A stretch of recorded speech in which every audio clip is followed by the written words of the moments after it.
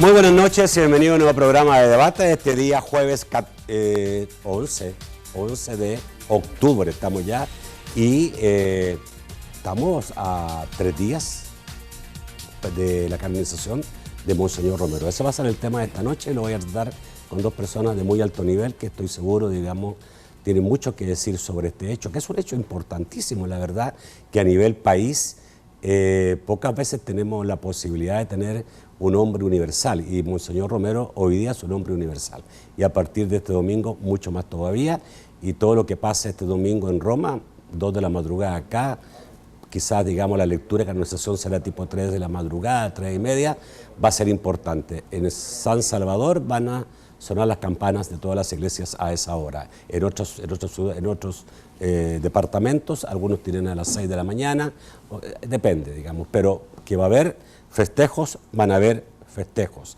Y esta noche vamos a conversar con dos personas que lo conocieron, pero además que lo conocieron, pueden interpretar por su capacidad de análisis político realmente lo que sucedió en ese momento y cuál es la dimensión de la figura de Romero. Presento a uno de ellos, el otro está por venir, ya se va a integrar. Está con nosotros Rubén Zamora, ex embajador en Estados Unidos y en Naciones Unidas, y también, digamos, ex candidato presidencial y ex diputado y ex dirigente político, etc. Buenas noches. Qué buen currículum, Rubén. Gracias. Gusto de tenerte por acá, sí. Es un gusto. Y en unos minutos vamos a tener también a José María Tojeira, que se va a integrar a este panel. Vamos a saludar por mientras, a quienes es posible, este primer segmento de debate, la Central de Seguros y Fianzas. Durante 30 años hemos consolidado nuestro liderazgo en fianzas. Somos expertos en seguro de personas, seguro de daños, fianza segura. Nuestro servicio es de calidad, ágil y oportuno. Alcancemos juntos nuestras metas, porque los salvadoreños no nos dejamos vencer. 3 décadas de desarrollo. La Central de Seguros y Fianzas. Por 30 años, su centro de confianza. Bueno, voy a partir con un poco el análisis histórico. Rubén Zamora fue miembro de la primera Junta de Gobierno y en ese tiempo Monseñor Romero era ya arzobispo de San Salvador. Me imagino que habían habido muchas reuniones, muchos acercamientos en ese tiempo, eran momentos muy difíciles y la iglesia jugó su papel, ¿no? Efectivamente, bueno, yo conozco a Monseñor Romero desde que tenía mi persona unos 15 años, 16 años. No, desde entonces fue cuando lo conocí, era el padre Romero. En su segunda venida de Roma, yo era seminarista. Ah, y era entonces, seminarista, sí, yo era seminarista. Qué bien. Y entonces cuando venía alguien de Roma, un sacerdote, pues y la segunda vez que venía, nos daba una conferencia. Y yo sí me acuerdo a todos los seminaristas ahí en el Salón Guadalupe o escuchando ahí, pero no me puedo acordar una palabra de qué es lo que dijo. La única imagen que tengo de él es que pasaba hablando, viéndose así las uñas y los dedos. Esa fue mi primera impresión de Monseñor. ¿Eso lo hizo siempre o al principio? Supongo que yo después ya no le vi eso, no, porque de eso sí me acordaba. No, después fue cambiando. Y mira, yo creo que Monseñor Romero es quizás como en cierta medida es como hizo el camino de un salvadoreño. Nosotros los salvadoreños y salvadoreñas nacemos conservadores. ¿Ah, sí? De eso no hay ninguna duda. ¿Ah? Monseñor Romero era un conservador como un sacerdote. Él era muy caritativo con los bolitos, les daba dinero para que fueran a comer, ayudaba a la gente pobre cuando ya era sacerdote, pero eso le caracterizaba, pero él no tenía mayor idea. ¿A ti qué impresión te daba él? A mí me da la impresión de un sacerdote común y corriente. Digamos. No sobresalía. No sobresalía, y él siempre fue tímido, él no quería sobresalir. Entonces, esa fue mi primera visión de él. Después, me acuerdo que cuando él salió de obispo a Santiago de María, sí. Allí es su primer contacto con el problema de la pobreza. Porque él estaba en Santiago de María, entonces en las cortas venían las miles de cortadoras que estaban por todo alrededor, cortando en toda esa zona, Y en diciembre, noviembre, aquello es helado porque es bien alto y hay viento. Y él veía a la gente durmiendo en el parque, pues y durmiendo alrededor del parque. Y entonces empezó a hablar con el señor Jack, que era su gran amigo, por cierto. Porque Jack Hill, era la familia Jack Hill fue después el embajador en el Vaticano, y por eso él lo conocía. El suegro de Cristiani, ¿no? ¿Cómo? El suegro de Cristiani. Bueno, y le dijo, mire, hay que hacer algo con esta gente, no puede estar así. Pero parece que él no se tomó la preocupación de esto. Y entonces Monseñor Romero hizo un albergue para que la gente pudiera dormir allí. O sea, ya él empezó a descubrir la pobreza. Había un centro de educación social que le dijeron que eran comunistas y que había que cerrarlo. Él se quedó una semana con ellos y al final de la semana dijo, no, estos señores enseñan el Evangelio, enseñan la doctrina del Concilio Vaticano II, de ninguna manera. Y continuaron. Entonces, él ahí como que descubre la pobreza ya como un problema social. Tu teoría es que la descubrió antes, no en San Salvador. No en San Salvador. Él ya tenía eso, pero él no tenía noción de lo político. ¿Ves? Y uno, por lo menos en mi caso personal, yo descubrí primero el problema social, ayudarle a los pobres, porque eso es lo que me enseñó mi papá. Correcto. ¿Verdad? Pero yo no tenía ninguna noción política, excepto ser anticomunista, porque eso pues es lo que nos enseñaban a todos en aquella época. Pero después entonces él viene y él no conocía el sentido de lo político, que está detrás de lo social, como quien dice. Tan es así que fíjate que cuando fue aquella meeting que armó Claramunt, que le quitaron la elección y entonces él dijo, no me muevo de esta plaza hasta que no me reconozcan como el presidente. Y llegó un momento en que había tanta gente ahí metida todo el día, toda la noche, que los militares decidieron invadir la plaza. Eso nos lo avisaron. Entonces nosotros no hallábamos qué hacer. No podíamos irnos, no podíamos quedarnos y que mataran, y habían niños y mujeres vendiendo comida y todo eso. Entonces decidimos llamar a Monseñor Romero, ya era obispo de Santiago. Me acuerdo yo que a mí me tocó, yo cogí el teléfono, lo llamé, ¿verdad? Porque ya nos conocíamos por la Comisión de Justicia y Paz de los obispos, yo era miembro. Y entonces le hablo y le digo, Monseñor, mire, va a pasar esto esta noche, ¿por qué no se viene usted ya como arzobispo nombrado? No estaba entronizado, pero sí ya nombrado, y por si acaso es necesario su intervención para evitar una masacre. Nosotros ya habíamos decidido qué hacer, meternos a la iglesia del Rosario. Y el cura párroco de los dominicos, el jefe, el abad de ellos, que era muy conservador, cuando le fuimos a pedir que nos permitiera entrar en la noche en caso de eso, se metió la mano en la bolsa y nos dijo, aquí están las llaves. Ahí está la llave. La iglesia siempre protege al que es perseguido, punto. Entonces ya sabíamos cómo, pero ¿cómo salíamos? Entonces yo le hablé. Cuando le planteé todo eso, le queremos pedir si usted se puede venir hoy en la noche o mañana temprano en la madrugada, tempranito. Hubo un rato de silencio y después de eso me dijo, Rubén, me dijo, voy a rezar mucho por ustedes. Y colgó. Ay, Dios mío. O sea, lo cuento para que entendamos la dimensión de ese hombre. Que hay que saberla. Entonces, él llega un momento ya de arzobispo, ¿ya?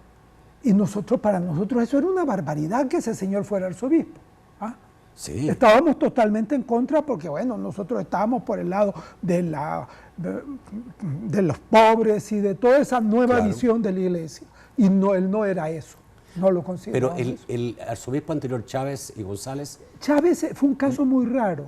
Sí, explícamelo porque no era tampoco un conservador. ¿Sabes quién fue el que movió para nombrarlo arzobispo? El general Martínez. A Chávez y González. A Chávez. Entonces, él era muy tradicional en su teología, pero era muy sensible en términos del problema social. Pero Chávez y González nunca descubrió que detrás de lo social está lo político, que lo político es lo que refuerza el sistema social que es injusto, que es la verdad. Pues. Eso nunca lo descubrió, Monseñor no lo había descubierto. Quien se lo hace descubrir es el Padre Grande cuando lo asesinan. porque entonces él reacciona primero de una manera muy tradicional. Le manda una carta al presidente Molina de aquella época diciendo, por favor, presidente, y creo que le dice, estimado señor, una carta muy respetuosa, pero muy en plan de decir, vea, averigüen esto, qué es lo que ha pasado, esto no puede ser. Y Molina, por supuesto, no averiguó nada. O si averiguó, no quiso hacer nada. Ahí es donde él descubre, y ahí es donde él toma su primera gran decisión. ¿Él era muy amigo del padre Rutilio? Mira, si algo es que eran dos almas gemelas, sí, porque los dos eran tímidos. Un jesuita y un sacerdote diocesano, y de alguna manera el padre grande era una especie de padre espiritual de Monseñor, era su confesor, pues, o sea, su padre espiritual. Correcto. Él se confesaba con el padre grande, Monseñor. O sea, había una relación muy estrecha entre los dos, se querían mucho como hermanos, ¿ves? Y participaban de mucho, ¿verdad? Entonces, allí creo yo que es el momento en que Monseñor Romero descubre que detrás de todo esto hay poder, y el poder político, y toma su decisión. Misa única en toda la arquidiócesis el día domingo. Ese fue un desafío a el gobierno y también un desafío al mismo nuncio apostólico, a quien no le fue a pedir permiso, le mandó a avisar. Allí descubre, y de ahí para allá Monseñor ya fue caminando con otra perspectiva más profunda, su contacto diario con la gente, que eso lo tuvo siempre, él andaba con la gente, siempre andaba con la gente, ese contacto diario con la gente le fue permitiendo ya no solo compadecer, en el buen sentido de la palabra, padecer junto con, ¿verdad?, sino que ya hizo la interpretación de lo que estaba pasando, y allí fue ya el profeta. Esta conversión que tuviste, ¿te pareció al principio real o seguías teniendo duda que iba a ser el padre, que no iba a ser mucho? Mira, mi primera duda sobre respecto a Monseñor... ¿En qué momento tú dices, este hombre tuvo un cambio? Fue para la transformación agraria de Molina. ¿Se acuerda? En ese momento, Monseñor, que era obispo de Santiago de María, y en esa zona era donde se iba a empezar la transformación agraria, Usulután, pidió ayuda. Y nadie le quería dar ayuda, pues de la gente que andábamos de mi lado, pues, ¿verdad? Como quien dice, porque ese señor es reaccionario. Así, pues, honestamente hay que decirlo. Pero un sacerdote sí le ayudó y nos pidió que si podíamos darle un seminario. Y fuimos a darle un seminario allá a Santiago de María. Nunca se me olvida. Llamó a todos los curas que ponían y no ponían intención. Era un clero bastante malo el que tenía, por cierto. Bastante, claro. Y eso le dolió inmensamente porque él era muy pastor de la iglesia.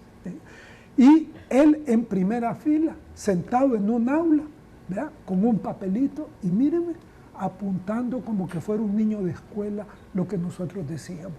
Allí es la primera vez que yo dije, esta es otra cosa. O sea, un obispo conservador no, primero no pide ayuda y segundo no se sienta a escuchar alternativas y críticas y todo lo que nosotros hacíamos. Ahí yo empecé a pensar, ¿ves? Y allí era cuando él estaba descubriendo la pobreza realmente ya como una problemática social, ya no caridad en el sentido tradicional, sino en el verdadero sentido de caritas. Ok. Vamos al corte, pero antes saludamos al padre Chema Tojeira. Gracias. Gracias, padre, por estar acá. Lamento haber atrasado un poquito. No se preocupe, no se preocupe. Vamos al corte y volvemos inmediatamente con el padre Chema Tojeira.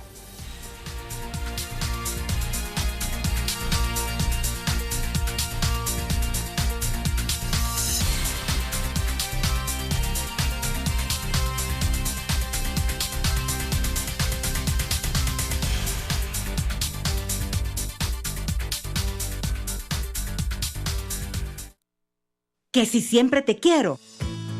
Te quiero cuando me le pegas a la pared con la pelota. Te quiero cuando me preguntas por qué cada 5 segundos. Se llama gravedad.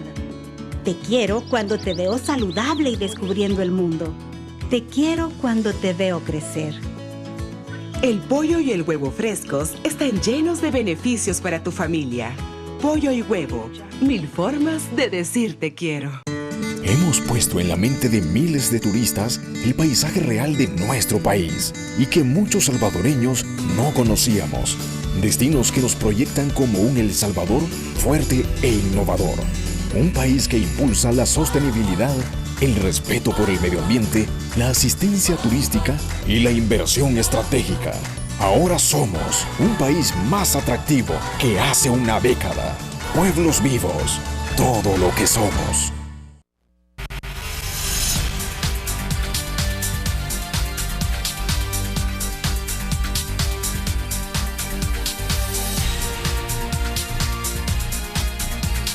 El segundo segmento de debate gracias a Banco Agrícola. Este es el momento de todos. Banco Agrícola nos hace un llamado a la reflexión, a que nos demos cuenta que este es el momento de hacer que las cosas sucedan, de superar adversidades y sobrepasar límites. Es nuestro momento de construir un mejor país todos. El único capaz de hacer que las cosas sucedan, de producir emociones, de superar adversidades y sobrepasar límites, de estar aquí y aquí. Eres tú. Por eso creemos que este es tu momento. Es el momento de las familias, de los que regresan, el momento de los que se conectan, de los que se atreven a opinar y de los que nos levantamos a construir un mejor país todos los días. Es el momento de todos. Antes de entrar con el padre Tojeira, vamos a ver lo que dijo el Papa Francisco hace exactamente un año, en marzo del año pasado, cuando fue aniversario de la muerte de Monseñor Romero. Así se refirió el Papa Francisco a Monseñor Romero. Si van teñidas con tanta sangre.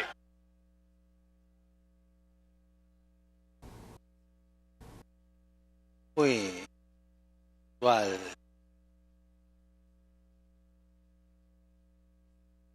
Sufrimiento.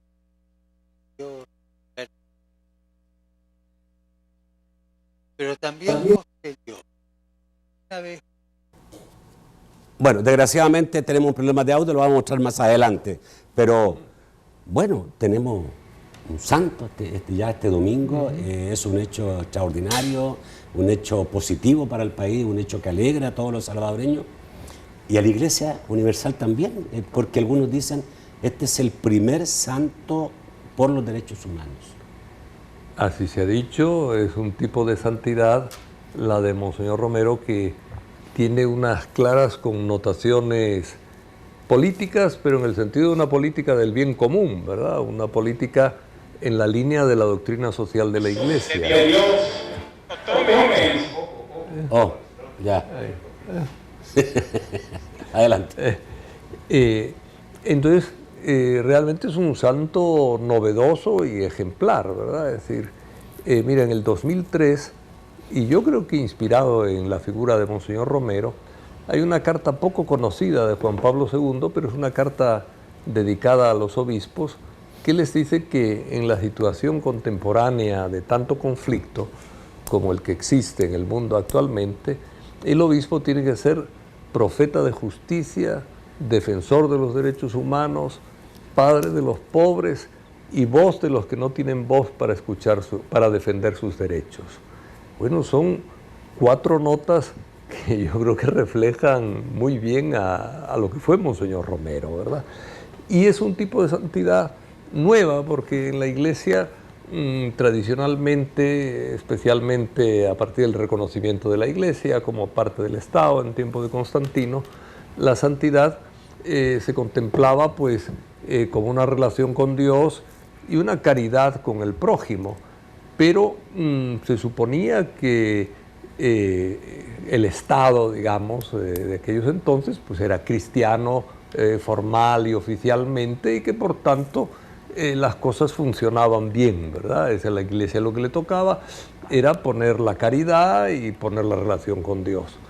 En cambio, a partir de los procesos de secularización, la Iglesia ha tomado como de nuevo conciencia de que debe estar presente en el mundo alentando a todos los seres humanos de buena voluntad y por supuesto a los cristianos, alentándolos a construir la fraternidad dentro del Estado de Derecho, ¿verdad? Dentro del funcionamiento del Estado. Y claro, construir la fraternidad implica pues vencer la pobreza, implica reducir las diferencias y las desigualdades sociales, implica buscar la justicia, etcétera, ¿verdad? Yo creo que esto, la Iglesia estaba poco acostumbrada. Todavía en nuestros tiempos, bueno, se privilegiaba el amor al prójimo, el servicio caritativo, el realizar bien las actividades de la Iglesia en beneficio de todos, acudir junto a los pobres, ayudarles.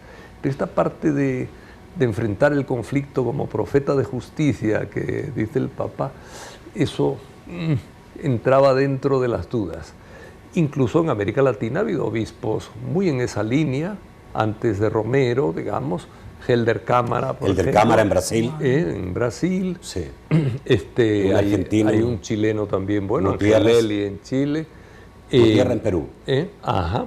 Entonces hay toda una serie de gente, y algunos posteriores o simultáneos a Romero, un ecuatoriano famoso, Proaño, exactamente. Pero me estás tocando un punto. Y entonces, a ninguno de estos lo habían hecho santo, ¿entiendes? Es decir, ¿por qué? Porque una presencia tan fuerte de incidencia social hacia el bien, incluso hacia la doctrina social de la Iglesia, difícilmente se interpretaba como santidad. Pero tú nombraste a algunos que eran considerados teólogos de la liberación o que profesaban la teología de la liberación. No, ¿Cuál es exactamente. Helder Cámara no, Helder Cámara. Bueno, Gutiérrez sí, Gutiérrez el peruano. Sí, pero vamos, pero quiero separar eso. Quiero digamos, que quede claro. Entre la teología de la liberación y Romero. Porque algunos dirán, se está canonizando a un teólogo, a alguien que fue parte de la teología de la liberación.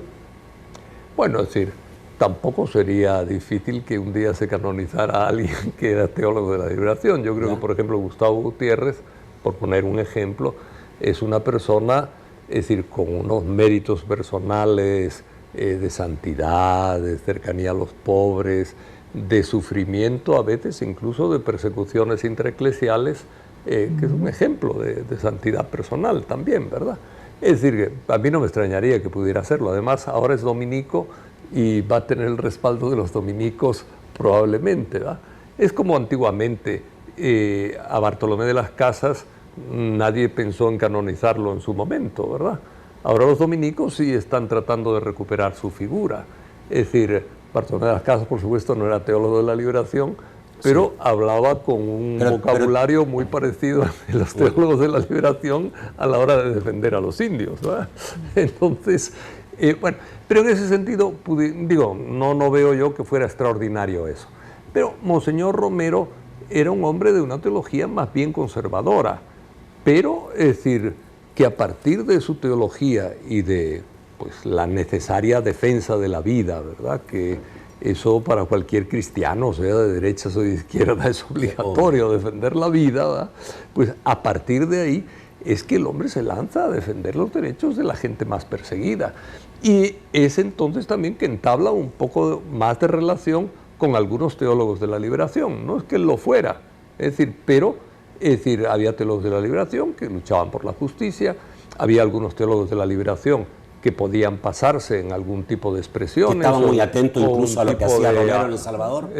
Que estaba muy atento a lo que hacía Romero en El Salvador. Y entonces Romero hablaba con todos, pero decir que es teólogo de la liberación en el sentido de teólogo profesional o que que fuera uno de los iniciadores de la teología de la liberación, no. Ahora, que después inspiró su figura a varios teólogos de la liberación, eso sí es real también, ¿verdad?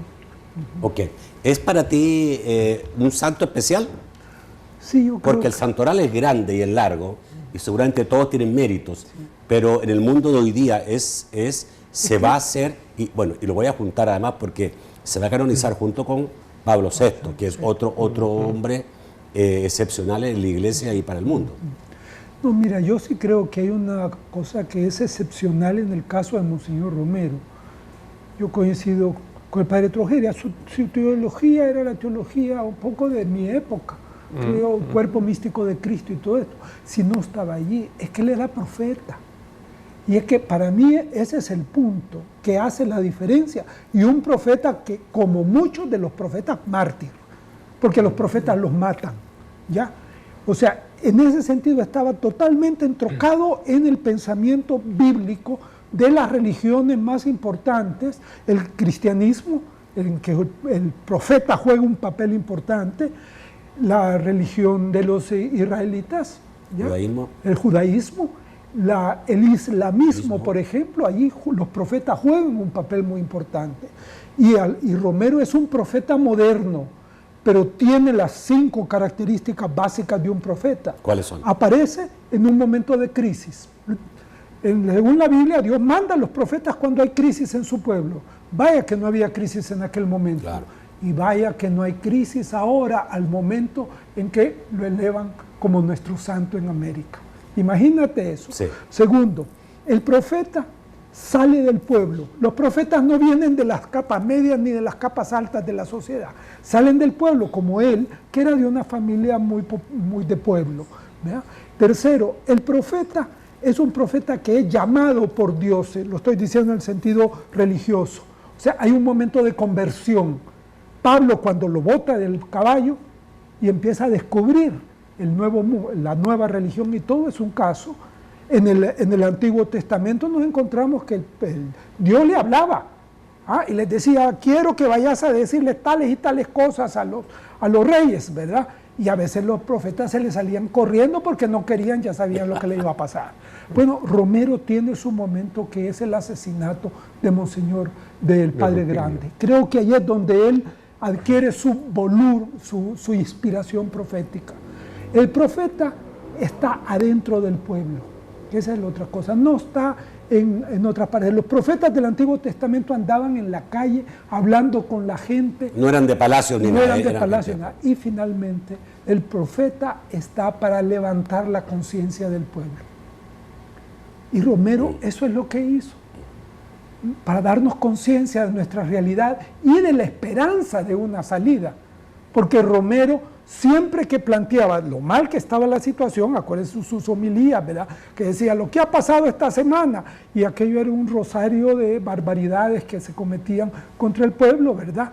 Después eso lo contrastaba contra el evangelio del día, y qué es lo que podemos sacar, y de ahí sacaba, entonces miren, si somos cristianos tenemos que hacer esto, porque la esperanza, y siempre nos tiraba la cuestión de la esperanza. Y ese es el lenguaje de un profeta. Y ese es el lenguaje de él. Voy a ir a que veamos ahora el audio y el video del Papa Francisco en relación a Romero. El señor Romero no fue puntual en el momento de su muerte. Fue un martirio, testimonio, sufrimiento anterior, persecución anterior hasta su muerte. Pero también posterior, porque una vez muerto, yo era sacerdote joven y fui testigo de eso. Una vez muerto, fue difamado, calumniado, ensuciado. Su martirio se continuó, incluso por hermanos suyos, en el sacerdocio y en el episcopado. O sea que es lindo verlo también así. Un hombre que sigue siendo mártir, después de haber dado su vida, siguió dándola, dejándose azotar por todas esas incomprensiones y calumnias. Eso a mí da fuerza, ¿no? Solo Dios sabe las historias de las personas.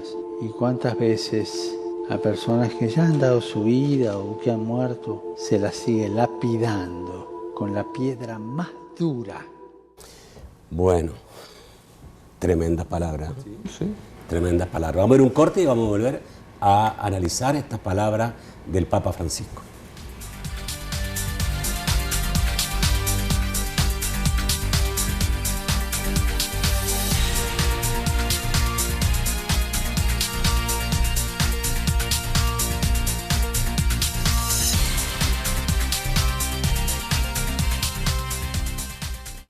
Cuando estaba pequeño, mis papás me iban a sacar de la escuela porque estábamos atravesando una etapa bien dura. Pero gracias a los paquetes escolares dados por el gobierno, pude seguir estudiando. Mira que es un alivio contar con el uniforme y con los útiles escolares. Y ya no seguía con el vaso de leche y el refrigerio que nos daban. Eso alimentó mis ganas de seguir estudiando. Aprendí computación y ahora estudio informática en línea. Qué suerte la que tuvo. ¿Cómo hubiera querido yo tener una oportunidad así? Gobierno de El Salvador, sigamos creando futuro. Con la nueva línea de crédito, ahora puedes adquirir una moto nueva. Cosabi DRL te lo facilita, con financiamiento del 100% y plazo de 5 años. Si necesitas carro y tu dinero no te alcanza, Cosabi DRL es tu mejor opción para comprar tu vehículo nuevo o usado. Te financiamos hasta el 100% y plazo de hasta 7 años. Para mayor información, llama al PBX 2241-4200 o visita nuestras agencias. Cosabi DRL, tu crecimiento es nuestro compromiso. ¿Cómo votar por Nayib Bukele para la presidencia de la República el próximo 3 de febrero? En la papeleta de votación encontrarás 7 banderas distintas. Busca la bandera de la golondrina y márcala con una X. Miremos hacia el futuro y juntos hagamos historia. Vota por las nuevas ideas de Nayib Bukele marcando la bandera de la golondrina.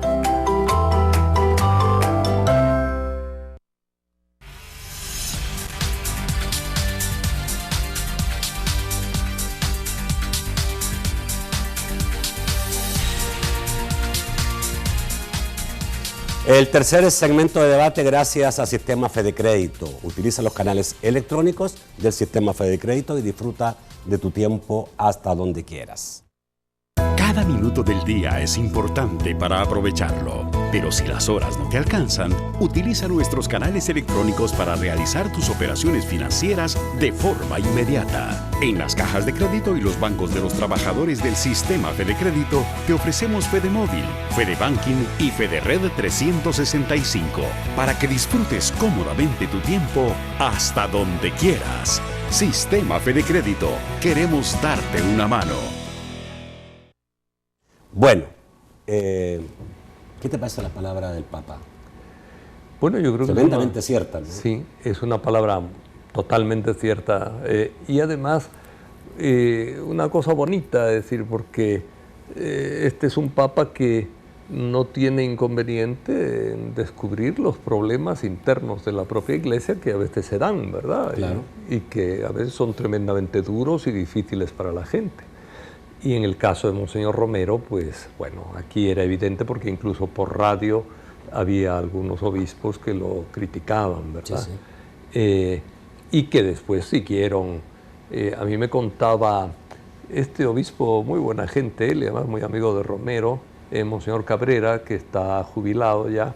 Ah, sí, sí, de la diócesis de Santiago María. Sí, él me contaba que en una reunión con el Papa, algún obispo le dijo... los 75,000 muertos en El Salvador fueron por culpa de Romero, ¿va?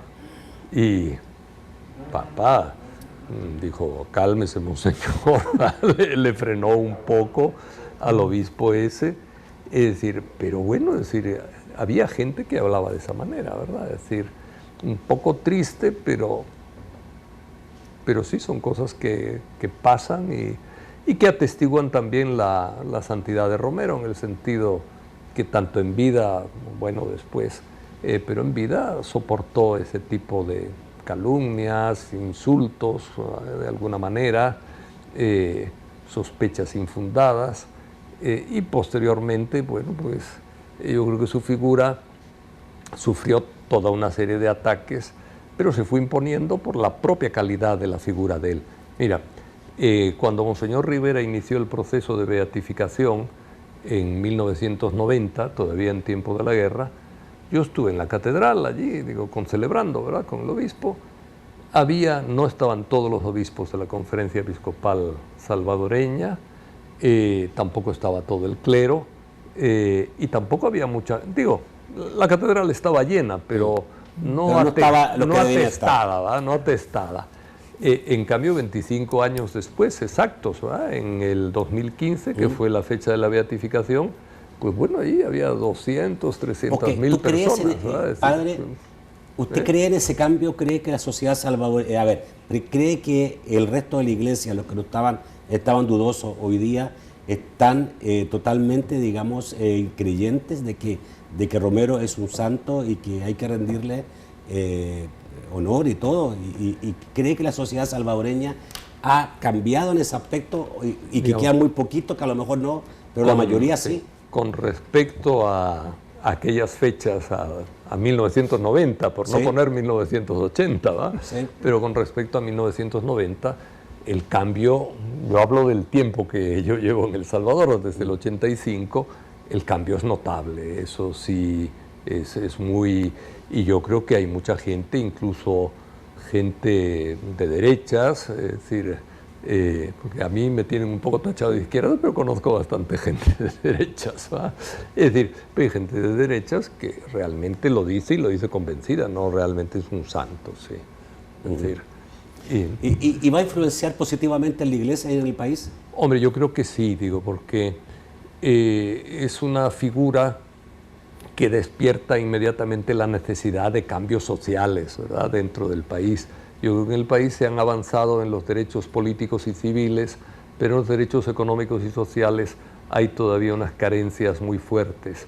Y Monseñor Romero, por supuesto, defendía los derechos políticos y civiles, pues el derecho a la vida es uno de ellos, ¿no?, y fundamental, pero estaba sumamente preocupado por los temas económicos, sociales, culturales del Salvador, ¿verdad? Ok, y eso, qué bueno que me diste el pie para poder preguntarte, Rubén, porque tú eres una figura política de ese tiempo.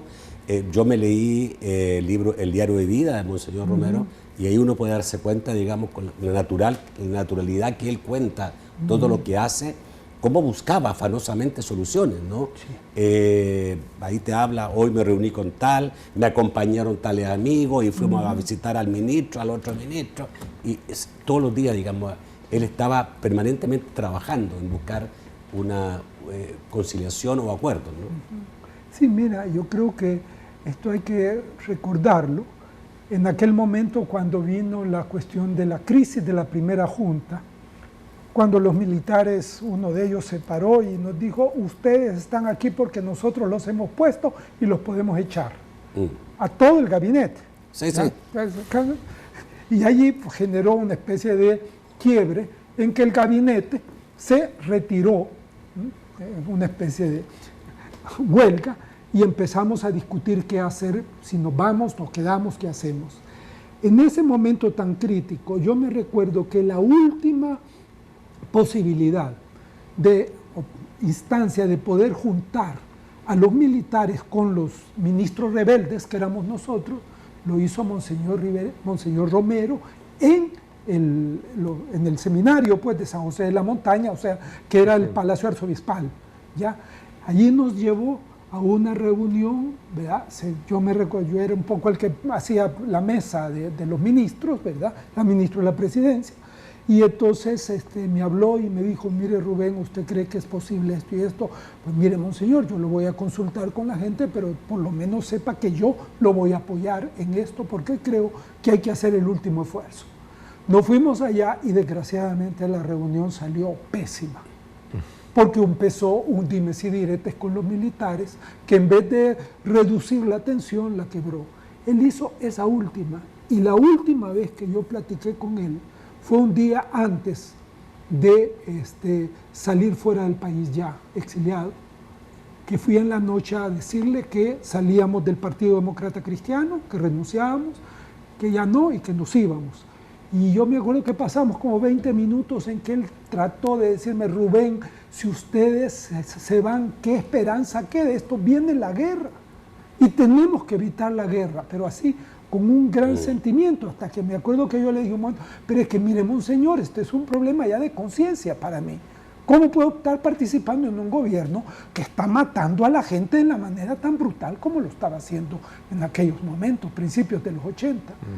Y ahí me dijo una cosa, Rubén me dijo, si es su conciencia la que se lo dicta, usted tiene que obedecer a su conciencia antes que a nadie.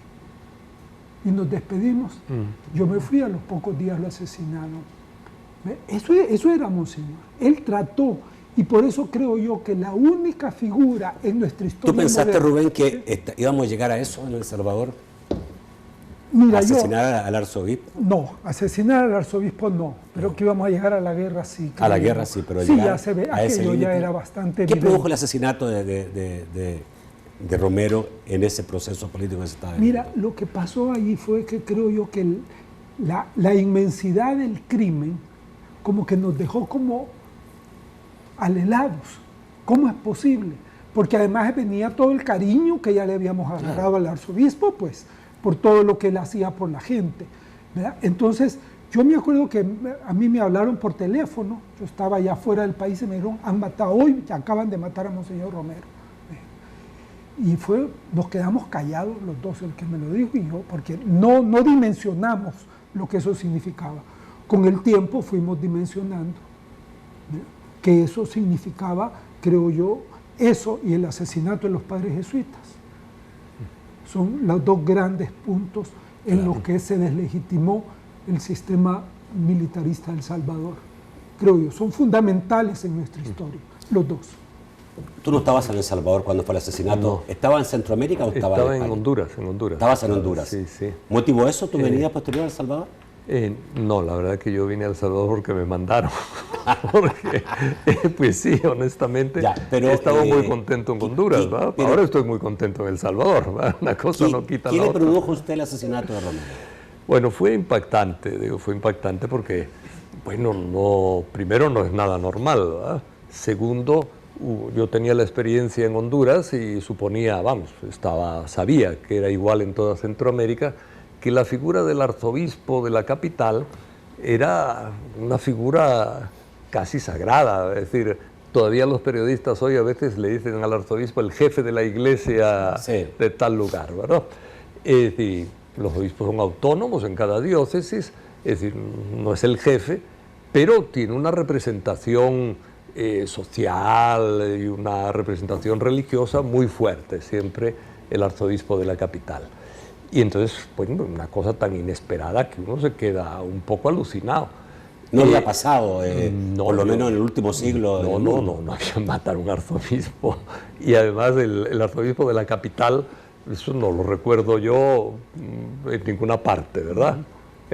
Ni en la historia. México. En México tal vez, ¿verdad? Sí, pero el asesinato del arzobispo. Pero fue después. Pero fue después. Sí. Mucho después. Y por un error. Pues.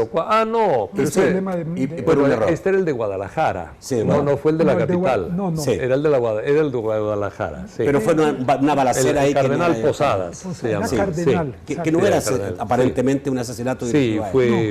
En este caso, digamos, produce una conmoción en toda la iglesia. Claro. Sí, yo creo que sí, que fue tremendo, ¿verdad? Es decir, en Honduras, bueno, a mí mis compañeros me dijeron que viniera, pero yo acababa de sacar el pasaporte hondureño y todavía no había relaciones diplomáticas entre El Salvador y Honduras cortado. Y no pude venir, ¿verdad? Por esa razón. Pero sí el impacto era muy fuerte en la gente. Es que Monseñor Romero era, mira, yo fui periodista, ¿va? Digo, más o menos, dirigí una radio en Honduras, ¿verdad? Sí. Dirigí una radio y los militares hondureños me cerraron la radio. Bueno, tuve que contratar a la verdad que no me cobró, pero a un abogado de derechas, muy de derechas, del Partido Nacional de Honduras, que entonces era un partido muy ligado a los militares, aceptó representarme y al final una de las condiciones que pusieron los militares para reabrir la radio es que la frecuencia que estaba en manos de los jesuitas pasara, esto es el 79, pasara a ser propiedad del arzobispado de Tegucigalpa. Esa fue la cosa. Y entonces mi abogado me dijo, mi abogado de derechas, ¿verdad? Hoy casi podríamos decir ultraderecha, pero me dijo, estos militares son estúpidos, por más que le he dicho que es mejor que ustedes conserven la... ellos piensan que como el arzobispo es conservador, mejor que tenga él. Pero no se dan cuenta estos tontos, pero así hablando, me dice, no se dan cuenta estos tontos del problema que tendríamos si viene un obispo como Monseñor Romero aquí a Tegucigalpa. Es decir, porque chocar con un arzobispo no es lo mismo que quitarles la frecuencia a ustedes los jesuitas. Así me dijo, ¿verdad? Tenía su lógica el hombre, ¿verdad? Claro. Es decir, Pero, digo, lo cuento un poco para decir el impacto de Monseñor Romero, incluso en esta gente de derecha, que lo respetaba. Es decir, decía, bueno, tenemos un gobierno militar, parece que un gobierno militar puede hacer lo que le dé la gana, pero no puede chocar con el arzobispo, en la mentalidad de este hombre de derechas, ¿va? Aquí lo que pasa que el ambiente de guerra civil desató lo peor, creo yo, de la gente, ¿va? Productor, estamos... tengo 2 minutos todavía. Quisiera entrar un poco más en lo que puede producir. Si realmente Monseñor Rosa habla mucho, digamos, de que nos va a guiar como sociedad a un camino distinto, que esta canonización va a ser positiva para el país. ¿Hay esperanza? Yo tengo esperanza, y tengo esperanza de una cosa en concreto. Uno de los problemas de los salvadoreños y salvadoreñas es que no tenemos una figura nacional que nos exprese. O sea, no tenemos a un Lincoln aquí, ¿ya? O como hay en otros países, ¿verdad?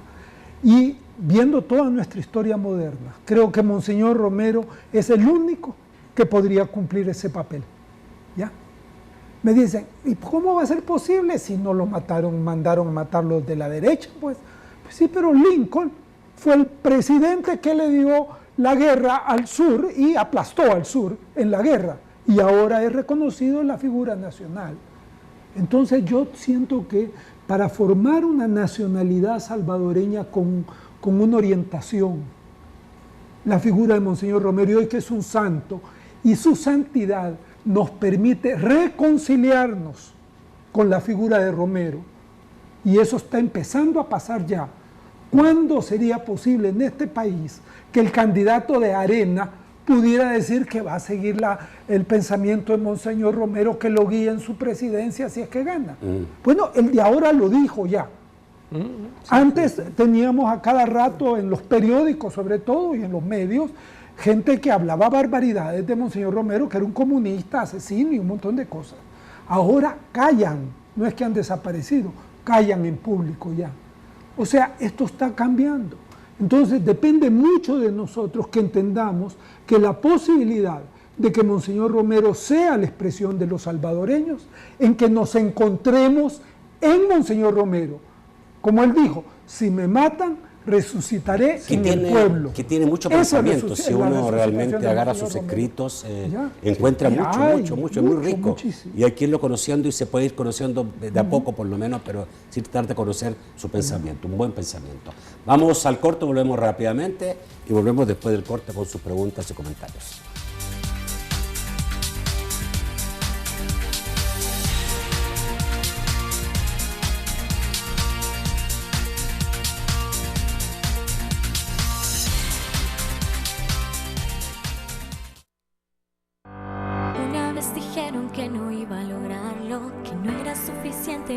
Fuerte, que no estaba hecha para esto, que era imposible.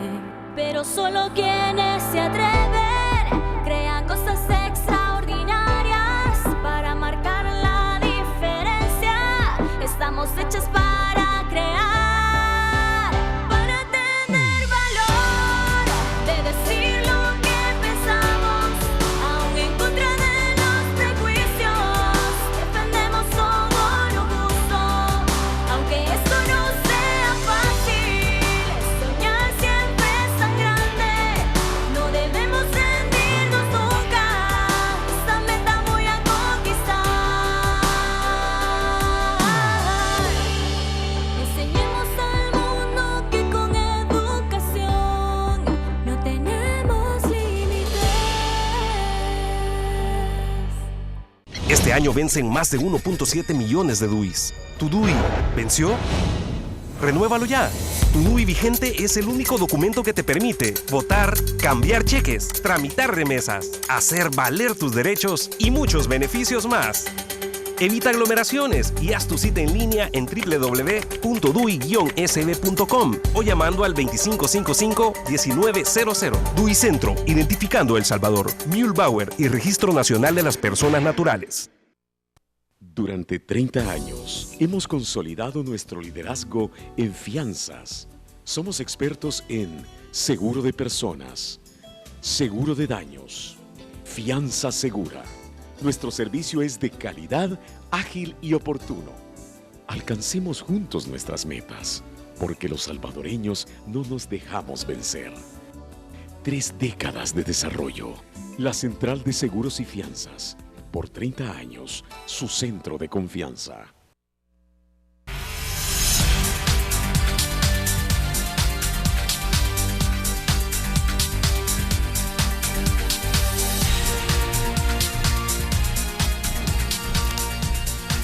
El cuarto segmento de debate gracias a Cosavi DRL. Si necesitas carro y tu dinero no te alcanza, Cosavi DRL es tu mejor opción para comprar tu vehículo nuevo o usado con financiamiento de hasta el 100%. Haz girar la ruleta regalona de Cosavi DRL, cargada de muchos premios. ¿Y cómo puedo participar? Al aperturar tus cuentas de ahorros y depósitos a plazo, presentando tu DUI, NID y comprobantes de origen de fondos, y listo. A girar la ruleta regalona de Cosavi DRL. ¿Y cuáles son los beneficios de ser asociados? ¡Muchísimos! Te vuelves asociado y copropietario de la cooperativa. Rentabilizamos y maximizamos tus ahorros. Cosavi DRL, tu crecimiento es nuestro compromiso. Buenas noches, Francisco Bonilla. Placer saludarles, muy buenas noches. Rodrigo Mayora dice, el presidente estaba congraciado con una parte de la cúpula militar de ese entonces, por eso no hizo nada, se refiere a las aseveraciones tras el asesinato de Monseñor Romero. Dice Dosmin, pienso que para muchos salvadoreños el verdadero mártir es el padre Rutilio Grande, afirma. Jaime Carballo dice, para la Iglesia Católica Salvadoreña tenemos ya un santo para todos, sin distinción alguna. Por caridad y misericordia cristiana hay que perdonar y él lo hizo en vida. ¿Será conveniente o no reabrir o no, o buscar reabrir su caso? Pregunta. ¿O solamente seguir su ejemplo para veneración? Guillermo Zelaya dice que se podría hacer para nombrar a Monseñor Romero como doctor de la Iglesia, quienes intervendrían en su nombramiento y qué implicaciones tiene este nombramiento. Pregunta, Quetzali Meléndez dice, no soy religiosa, pero es un nombre admirable, un orgullo nacional. Juan Carlos Ura dice, me llama la atención que en estos días se está hablando de cómo se ponía en mal a Monseñor allá en el Vaticano. Señalan a embajadores e incluso a gente del arzobispado. ¿Cómo impactan estos señalamientos previo a la canonización? Pregunta. Y Edgar dice, el coronel Majano dijo que en las últimas palabras del llamado al cese a la represión de Monseñor Romero fue una estupidez. ¿Qué piensan de eso? Pregunta el señor Edgar. Vamos al estudio para las respuestas. Ok, a ver, voy a preguntarte a ti algunas directamente de las preguntas. ¿El verdadero mártir es Rutilio? Mira, mártires hay muchos en El Salvador. Es decir, yo creo que efectivamente Rutilio es mártir también, igual que el niño y el señor de 60 años que lo acompañaban. Eran cristianos, buenos cristianos, que acompañan al Padre en un servicio que va a dar a un enfermo y que son matados simplemente por andar con el Padre, ¿verdad? Es decir, y por ayudar al Padre. Estaban en una actividad religiosa y los matan por andar en una actividad religiosa.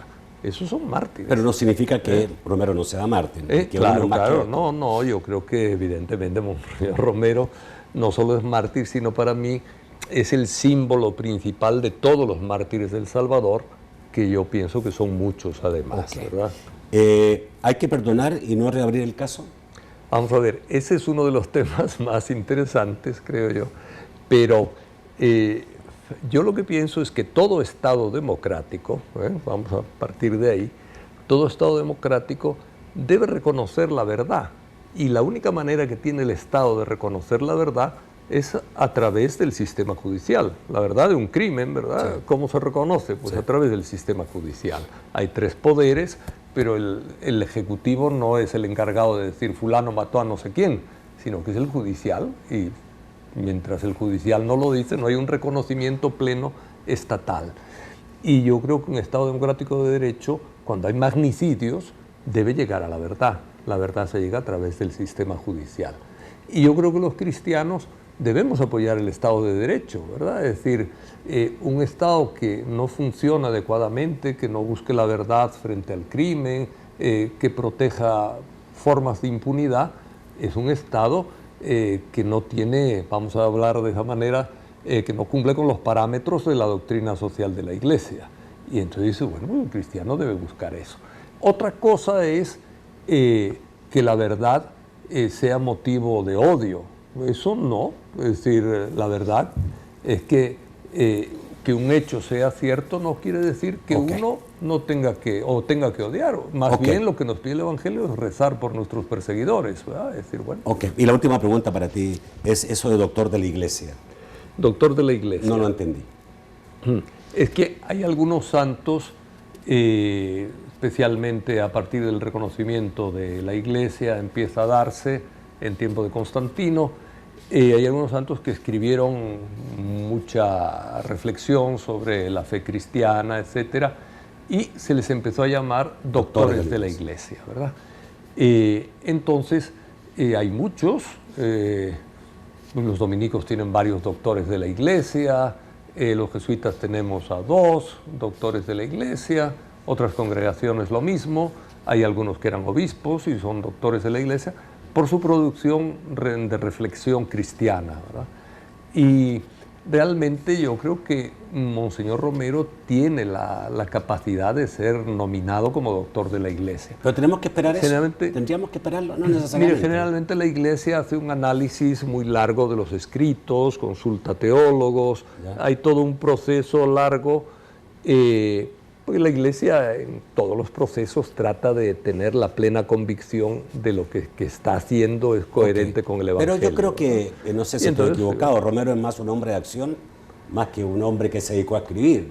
No, pero se conservan, claro, escritas, aunque eran grabadas y transcritas, sus homilías, está su diario, y hay en ese sentido algunos discursos también, como el discurso cuando aceptó el doctorado honoris causa en Lovaina, que es muy bueno. Es decir, entonces hay un material, yo creo que muy significativo en un contexto complicado, ¿verdad? Como era el de entonces. Correcto. Y sirve, ¿verdad?, como una muestra de cuál debe ser el pensamiento eclesial en estos momentos. Ok, Rubén, alguien dijo que el presidente de la época no es que fuera, digamos, a lo mejor mal presidente, está demasiado congraciado con los militares, decía. No, estábamos hablando de la época cuando matan al Padre Grande. En eso el presidente era un militar, era el coronel Molina. Claro. O sea que era parte de las Fuerzas Armadas. Y en definitiva, como comandante en jefe de la Fuerza Armada, acuérdense que es la policía, porque lo matan los de la Guardia Nacional. La policía o las policías estaban incorporadas al Ministerio de Defensa y por lo tanto por la cadena de comando el presidente era responsable de lo que hacían los demás y sabiendo y habiéndose dado cuenta no tomó ninguna medida para castigar a los que lo hicieron. Ahí es donde sí se vuelve responsable el presidente también. Y eso se ha estado utilizando mucho. Ok, el otro que era, alguien dijo de que Majano había dicho que era una estupidez el llamado de Romero a no matar. Mira, yo creo que no debemos de discutir sobre cosas que a veces se dice, fue una estupidez. No fue una estupidez, fue un asesinato, por el amor de Dios, ¿verdad? Ya. Como lo de los padres jesuitas, yo lo he oído decir a gente, qué estupidez más grande la de los militares, haber matado a los padres jesuitas. Cuando Romero se dirige a los militares y les dice que una orden de un superior no está por sobre la ley de Dios y que no se debe matar.